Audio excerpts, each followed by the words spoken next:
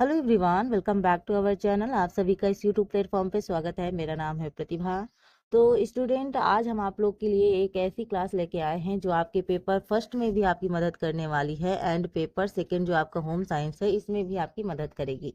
तो हम बात कर रहे हैं रिसर्च एप्टीट्यूड की। जो रिसर्च एप्टीट्यूड है यहाँ से क्वेश्चन पेपर 1 में भी पूछा जाता है एंड पेपर 2 जो आपका होम साइंस है इसमें भी क्वेश्चन आता है।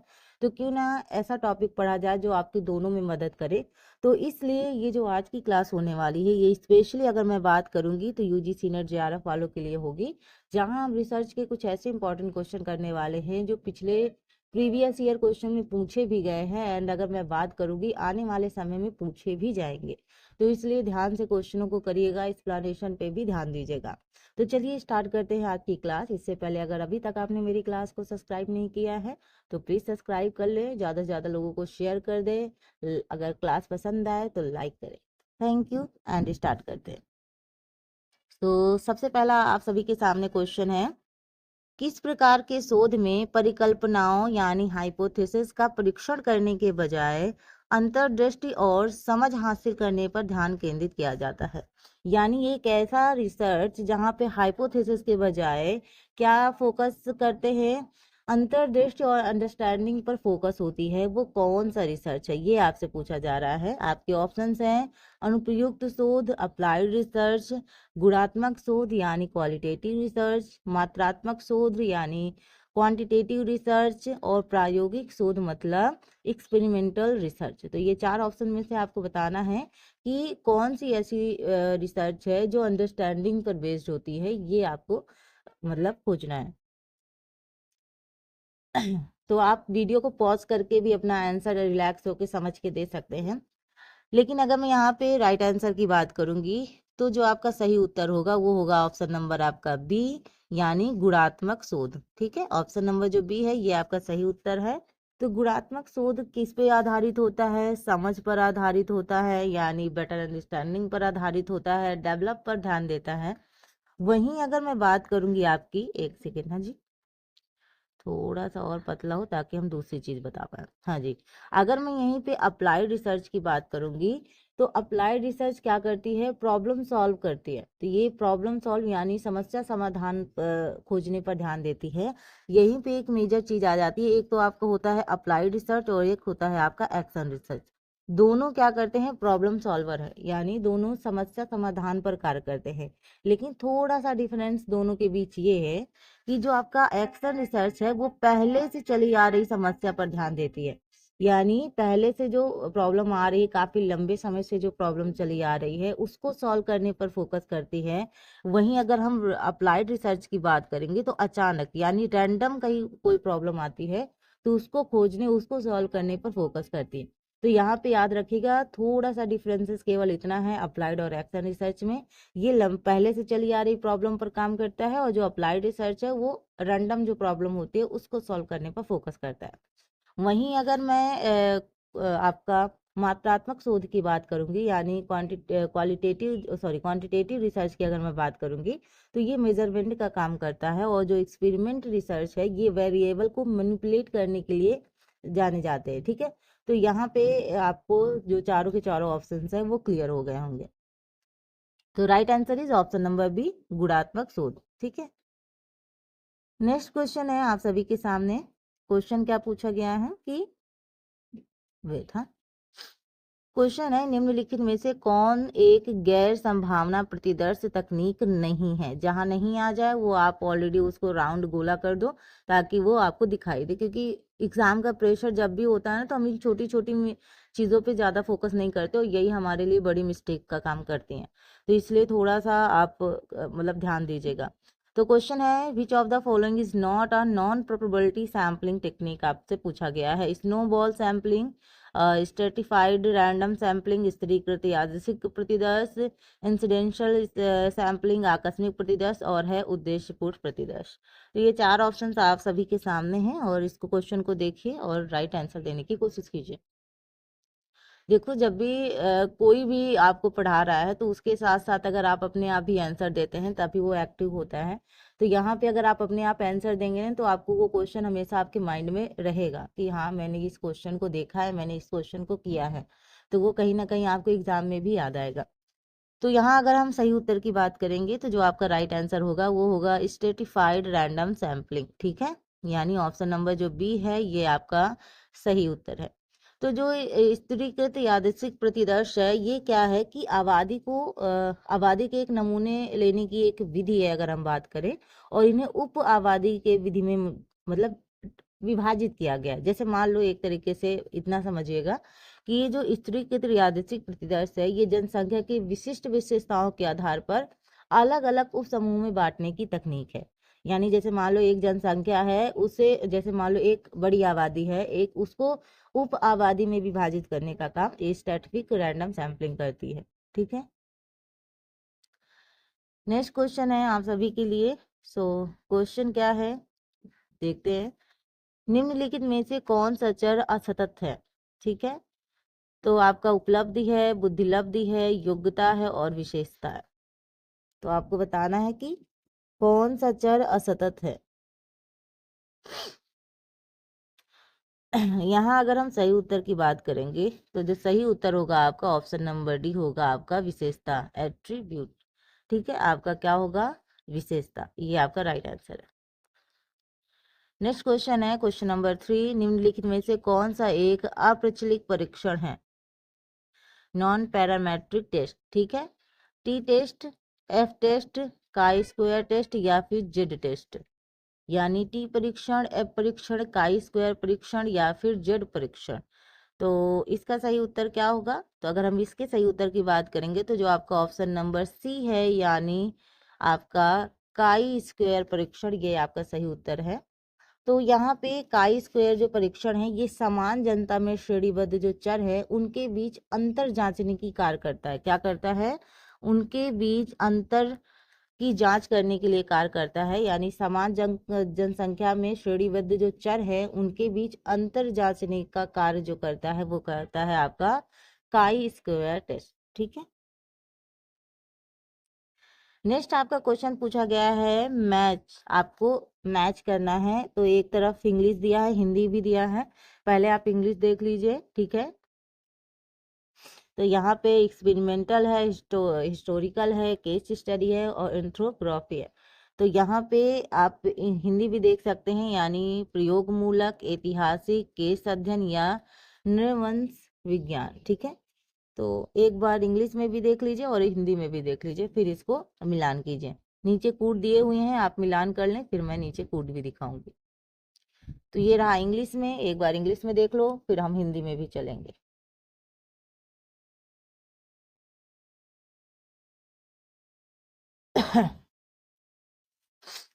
यहाँ पे देखो, अगर हम बात करेंगे जो आपका ऑप्शन नंबर डी है ये आपका सही उत्तर है। ठीक है, ऑप्शन नंबर जो डी है, यानी सेकेंड, फर्स्ट, फोर्थ और थर्ड। तो यहाँ पे अगर हम बात करें तो चलते हैं थोड़ा सा ऊपर, देखते हैं। तो यहाँ पे जैसे हमने कहा, तो प्रयोग मूलक के लिए होगा नियंत्रण। ठीक है, ऐतिहासिक का होगा आलोचना। ठीक, केस अध्ययन का होगा आपका गहन, और अगर मैं बात करूंगी वहीं पे नृवंश विज्ञान का होगा व्याख्यात्मक। ठीक है, ऐसे आपका मिलान होगा। एक बार हम इंग्लिश में भी मिलान कर लेते हैं। एक्सपेरिमेंटल का आपका होगा कंट्रोल। ठीक है, हिस्टोरिकल का होगा आपका क्रिटिज्म, और आपका होगा, सॉरी, केस स्टडी लगा दी मैंने, हाँ जी, इसका होगा ये हिस्टोरिकल का होगा फर्स्ट। अगर हम केस स्टडी की बात करेंगे तो इसका आपको होगा फोर्थ, एंड एंथ्रोपोग्राफी का बात करेंगे तो ये होगा आपका थर्ड। तो इस तरीके से आपका जो मैच है वो लगेगा। ठीक है, तो आपका क्वेश्चन नंबर जो डी है वो आपका सही उत्तर है। नेक्स्ट क्वेश्चन है प्रयोगात्मक अनुसंधान में परिकल्पना तैयार की जाती है, यानी एक्सपेरिमेंटल रिसर्च में hypothesis are formulated before the experiment, यानी पहले से प्रयोग, ड्यूरिंग द एक्सपेरिमेंट यानी प्रयोग के दौरान, आफ्टर द एक्सपेरिमेंट यानी प्रयोग के बाद, नन ऑफ दीज यानी इनमें से कोई नहीं। तो जो प्रयोगात्मक अनुसंधान में परिकल्पना तैयार की जाती है, यानी एक्सपेरिमेंटल रिसर्च में आप हाइपोथेसिस तैयार करते हैं, तो इसके बारे में आपसे पूछा गया है। तो बताइए इसका सही उत्तर क्या होगा।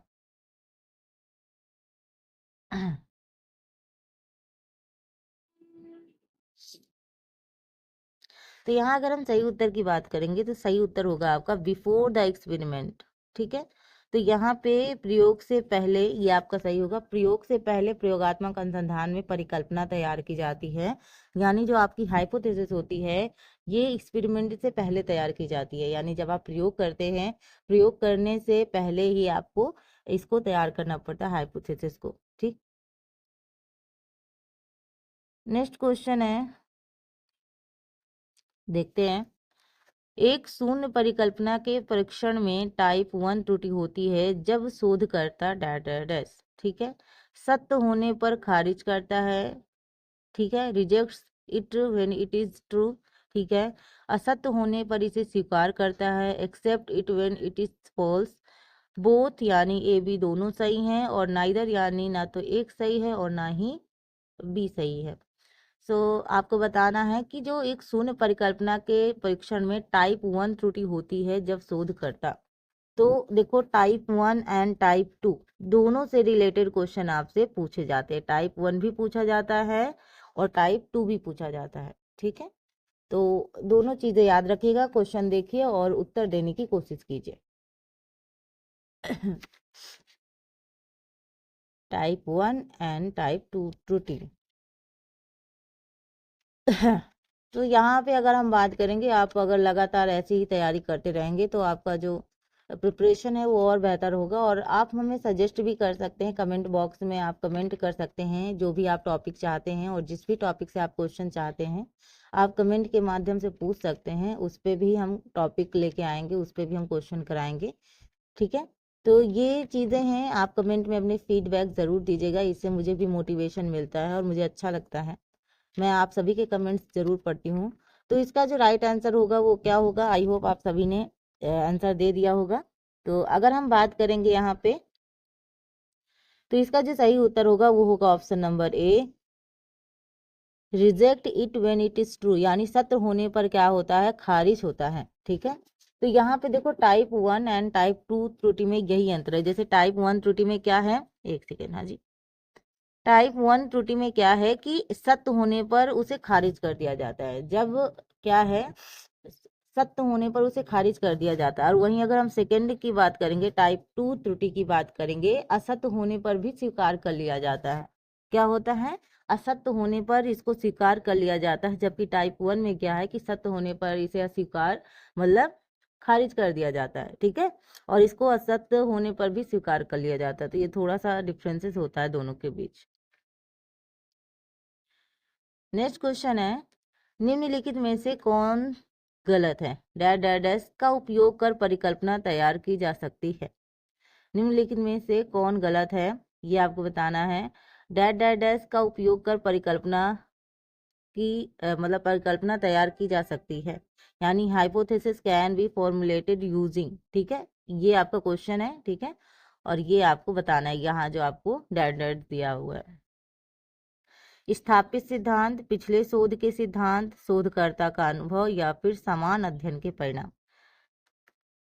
तो परिकल्पना तैयार की जाती है कैसे, ये आपको बताना है।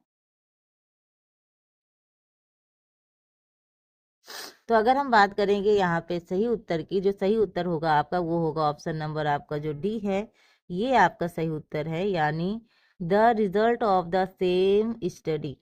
ठीक है, यानी आपका the result of the same study, यानी समान अध्ययन के परिणाम पर क्या होता है, आपका जो हाइपोथेसिस होता है, यानी जो आपकी परिकल्पना होती है वो तैयार की जाती है। यानी जैसे हमने बात की, तो क्या है कि एक समान अध्ययन के परिणाम यानी रिजल्ट का उपयोग कर आप क्या तैयार करते हैं, हाइपोथेसिस तैयार की जा सकती है। ठीक है, तो ये जो आपका ऑप्शन नंबर डी है ये आपका सही उत्तर है। नेक्स्ट क्वेश्चन है आपका, निम्नलिखित में से कौन सा गुणात्मक आंकड़ों के विश्लेषण से संबंधित नहीं है। फिर नहीं वाले क्वेश्चन आए हैं, इनको हाईलाइट कर दीजिए। ठीक है, तो यहाँ पे है which is the following is not are related to analysis of qualitative idea, ठीक है, सॉरी डाटा, आइडिया नहीं डाटा। तो यहाँ है अक्षाकार संकेतीकरण, अधिविश्लेषण, पूर्णतया सघन विवरण या फिर ज्ञापन लेखन। तो यहाँ अगर हम हिंदी की बात करेंगे तो हिंदी थोड़ा सा आपको कॉम्प्लिकेटेड लग सकती है, क्योंकि कई बार ये गूगल से आप जब एग्जाम में भी बैठते हो तो आपने हिंदी देखी होगी भाई, यूजीसी नेट की हिंदी। इंग्लिश आपको जल्दी समझ में आ जाएगी लेकिन हिंदी जल्दी नहीं समझ में आएगी। तो यहाँ पे थोड़ा सा, क्योंकि गूगल से ट्रांसलेट किया जाता है, तो वो जो ट्रांसलेट होता है वो तो अलग ही टाइप का हो जाता है यहाँ पे। तो इसलिए थोड़ा सा इंग्लिश में भी जो स्टूडेंट थोड़ा सा इंग्लिश में फोकस नहीं कर रहे हैं, थोड़ा सा एग्जाम के पॉइंट ऑफ व्यू से आप थोड़ा सा इंग्लिश में फोकस कीजिए। आपको ये नहीं कह रही हूँ कि आप इंग्लिश सीखो, लेकिन जो आपसे क्वेश्चन पूछे जाते हैं उसमें थोड़ा सा आप हिंदी के साथ साथ इंग्लिश भी ऐड कीजिए। तो इससे ये होगा ना कि आपको वहाँ चीज़ें समझ में आएंगी। कई क्वेश्चन ऐसे आ जाते हैं, हम यूजीसी नेट में देखो पेपर देते ही हो आप, आपने देखा होगा कि जब भी हम पेपर देने में बैठते हैं हिंदी में ज़्यादा देखते हैं ना तो हमारा सर चकरा जाता है। वहीं अगर हम थोड़ा सा उसकी इंग्लिश देख लेते हैं तो शायद हमें ईजी लगने लगता है, ठीक है। तो यहाँ पे दोनों चीज़ें ज़रूरी हैं। अगर आप जॉब में जाना चाहते हो, आगे आप रिसर्च करना चाहते हो, तो दोनों चीज़ें आपके लिए ज़रूरी है, ठीक है। तो यहाँ पे अगर हम बात करें, जो आपका आंसर होगा वो मेटा एनालिसिस होगा, यानी ऑप्शन नंबर जो बी है वो आपका सही उत्तर है, ठीक है। यानी अधिविश्लेषण आपका जो उत्तर है वो सही है, यानी लार्ज कलेक्टिंग ऑफ एनालिसिस, ठीक है। नेक्स्ट क्वेश्चन है आपका क्वेश्चन नंबर 10।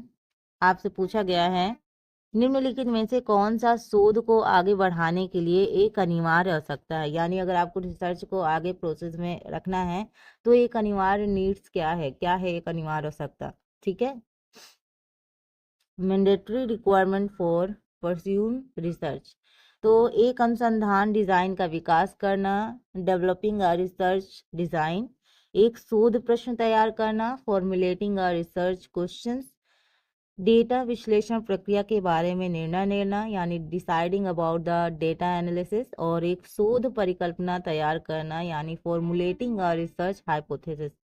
तो ये आपके 4 ऑप्शन है। आई होप आपको विजुअल हो रहा होगा। आप अगर अच्छे से ना दिखाई दे तो आप जूम कर सकते हैं अपनी स्क्रीन को, और क्वालिटी इन्हांस ज़रूर करिएगा ताकि और क्लियर दिखे। तो अगर हम यहाँ पे बात करेंगे तो आपसे क्वेश्चन पूछा गया है कि एक शोध को आगे प्रोसेस करने के लिए, आगे बढ़ाने के लिए एक अनिवार्य आवश्यकता क्या है। तो अगर हम यहाँ पे बात करेंगे तो इसका जो आपका राइट आंसर होगा वो होगा आपका ऑप्शन नंबर बी, यानी फॉर्मुलेटिंग अ रिसर्च क्वेश्चन। अब जैसे मान लो किसी भी रिसर्च को आपको आगे प्रोसेस करना है तो एक शोध प्रश्न आपको तैयार करना ही पड़ेगा, तभी तो मतलब इसकी नीड्स तो है ही, ये ज़रूरी ही है। तो जब तक आप एक शोध प्रश्न तैयार नहीं करते वो चीज़ें आगे बढ़ ही कैसे सकती हैं। तो इसलिए एक शोध को आगे बढ़ाने के लिए जो हमारे सबसे ज़रूरी नीड है वो है एक शोध प्रश्न तैयार करना, यानी फॉर्मुलेटिंग अ रिसर्च क्वेश्चन। तो ऑप्शन नंबर जो बी है वो आपका राइट आंसर है। नेक्स्ट क्वेश्चन है आप सभी के लिए। क्वेश्चन क्या है, एक परीक्षण या उपकरण कितनी अच्छी तरह से मापता है, इसका माप क्या कहलाता है, ठीक है। थोड़ा सा और जूम कर देती हूँ ताकि आपको और क्लियर हो।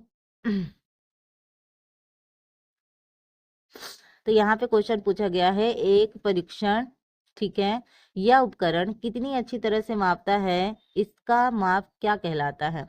विश्वसनीयता, वैधता, प्रायोज्यता या फिर सटीकता। तो ये आपको बताना है इसका उत्तर क्या होगा।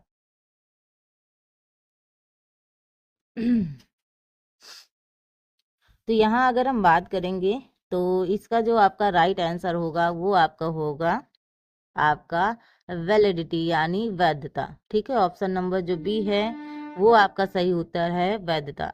यहीं देखो जो एक्यूरेसी लिखा हुआ है ये वैलिडिटी की मीनिंग होती है, तो इस पे मत जाइएगा कि एक्यूरेसी मतलब आपकी वही होगा। तो एक्यूरेसी क्या होती है, वैलिडिटी की मीनिंग होती है। तो वैलिडिटी क्या है, आपका जो वैधता है, ठीक है। ये एक परीक्षण या उपकरण कितनी अच्छी तरह से मापता है, इसकी माप कहलाता है, ठीक है। तो ऑप्शन नंबर जो बी है वो आपका सही उत्तर है। नेक्स्ट क्वेश्चन आपसे पूछा गया है निम्नलिखित में से कौन सी शोध की विशेषता नहीं है। आपसे पूछा है कि शोध की विशेषता कौन सी नहीं है। वस्तुनिष्ठता, कठोर दृष्टिकोण, व्यवस्थित प्रक्रिया या अनुभवजन्य प्रकृति। सो क्वेश्चन देखिए और आंसर देने की कोशिश कीजिए।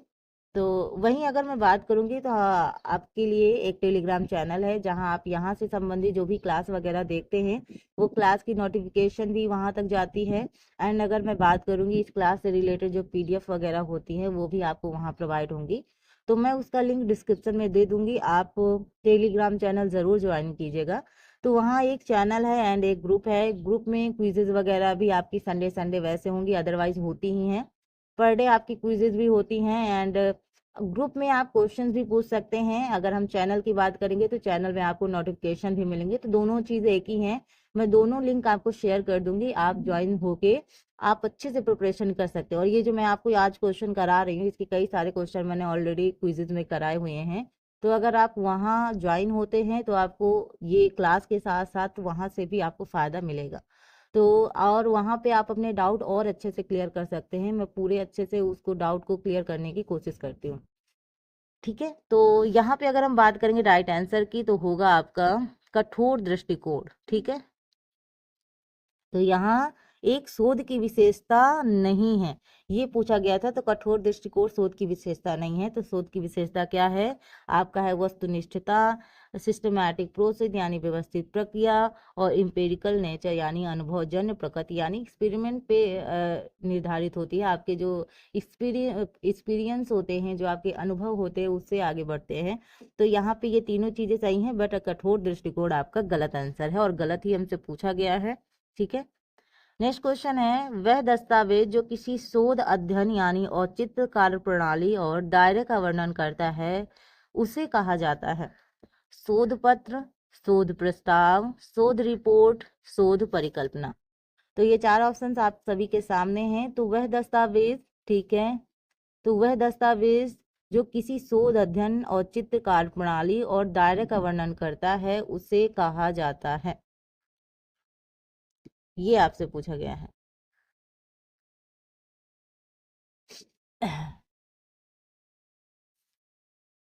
तो इसका आप देखिए और आंसर देने की कोशिश कीजिए। इसका आंसर क्या होगा, वह दस्तावेज जो किसी शोध अध्ययन औचित्य प्रणाली और दायरे का वर्णन करता है उसे कहा जाता है, तो उसे आपका कहा जाता है शोध प्रस्ताव।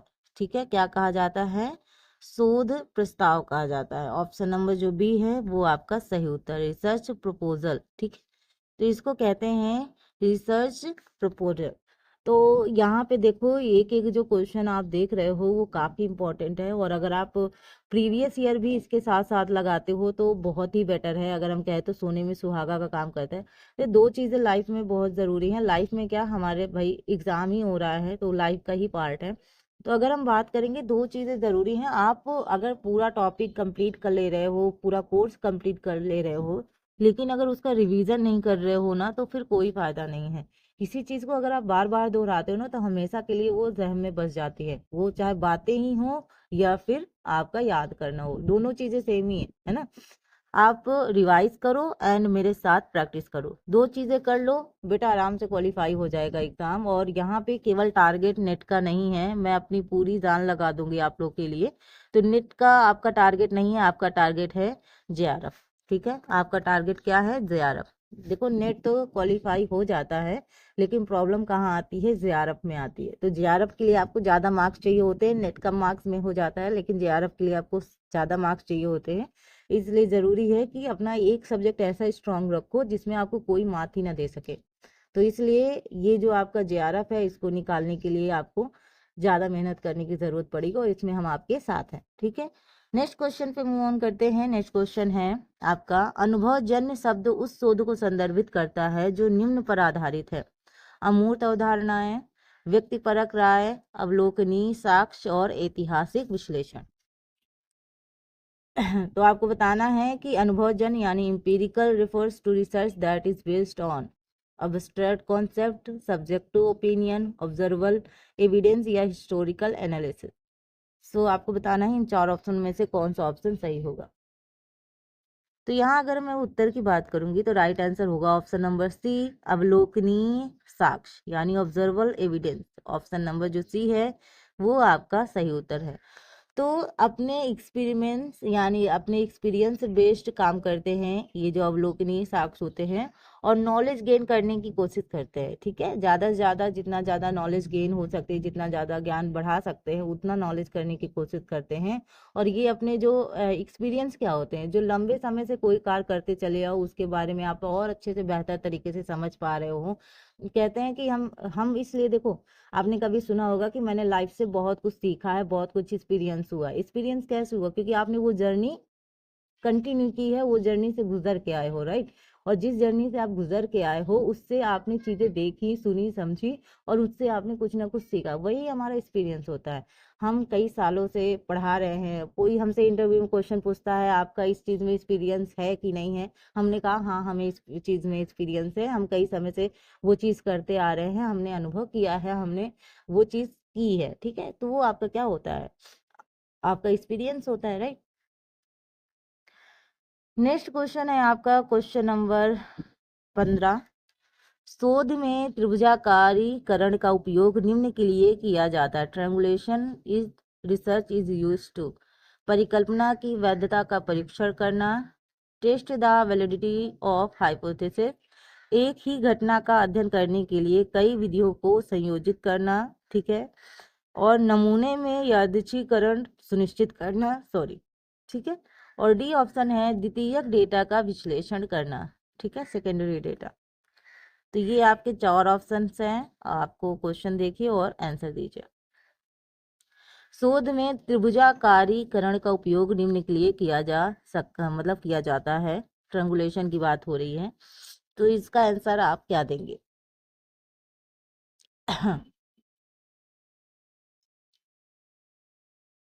तो यहाँ अगर हम बात करेंगे क्वेश्चन की, तो इसका जो राइट आंसर होगा वो होगा ऑप्शन नंबर आपका बी, यानी एक ही घटना का अध्ययन करने के लिए कई विधियों को संयोजित करना। यानी जैसे मान लो एक ही जो घटना है, ठीक है, उसके लिए आप कई मेथड का यूज करते हो, कई टेक्निक का यूज करते हो। ठीक है, तो वो आपका क्या होता है? त्रिभुजाकारी उपयोग होता है। यानी जैसे मान लो एक ही जो घटना है उसका अध्ययन करने के लिए हम कई मल्टीपल जो आपके मेथड होते हैं उनका जो उपयोग करते हैं, उनको जो संयोजित करते हैं, ये आपका होता है। ठीक है, तो option number B is right. And ये रही आज की इम्पोर्टेंट क्लास, आई होप आपको पसंद आई होगी।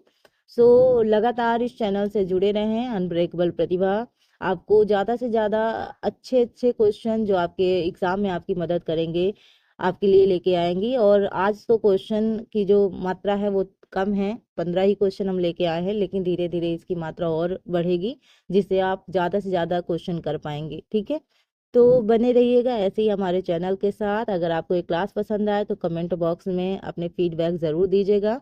एंड अगर आपकी कोई राय है तो आप अपनी राय भी शेयर कर सकते हैं। एंड मेरे चैनल टेलीग्राम चैनल से ज्वाइन हो जाइएगा, वहाँ आपको क्विजेस के माध्यम से मदद भी मिलेगी, आप अपने क्वेश्चन भी पूछ सकते हैं। तो मिलते हैं अपने नेक्स्ट क्लास में, तब तक अपना ख्याल रखिएगा, अपने माता पिता का ख्याल रखिएगा। Thank you for watching, thank you so much.